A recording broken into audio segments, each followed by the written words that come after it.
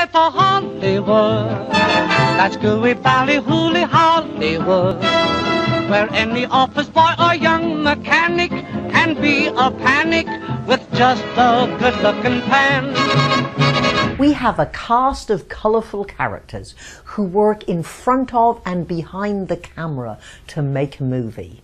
A movie that has the power to transport us into the future or show us life as it might once have been. Hollywood knows how to emotionally connect with an audience. This is what speakers have to do.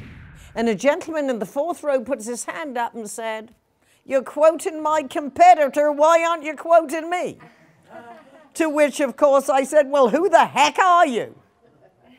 And that's when I met and started becoming friendly with Michael Hauge, who calls the opening of a movie the seduction scene.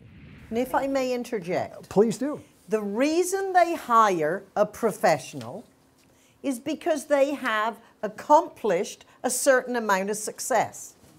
However, none of us were born the person we now are. And it is the obstacles you overcame and the principles that are the heroes. The steps you took are the same steps your audience can take. And you had mentors, encouragers, or even distractors. So within your story, from beginning to the success that you are that they now hire, there are other people who helped you. In the corporate world, a lot of executives have to talk about their success. And they all say, "I don't like talking about myself." And it's always, start once upon a time. Where were you born? What did your parents do? What advice did they give you? Who were your mentors? What was the football coach or the school counselor, your first boss, the person who inspired you?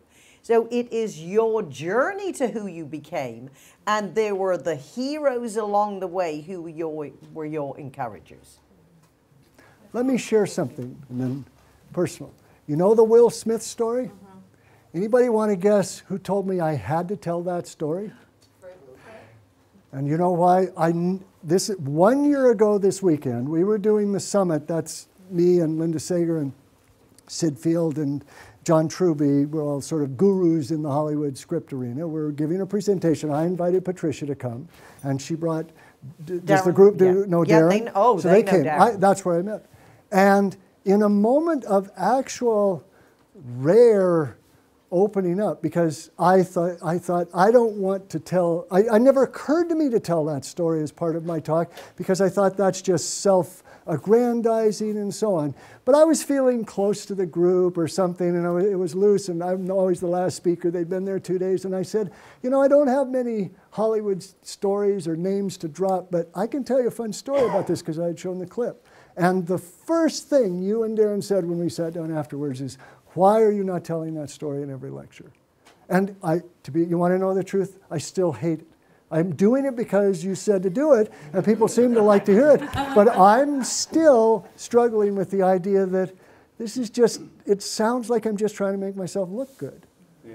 Which is what I'm trying to do, by the way, but I like to hide it more than that. Okay. However, Michael, it is true, and really what made him call you was the principles. So just as the steps that Marilyn takes, you're putting the principles on the pedestal, you're putting the principles of story on the pedestal.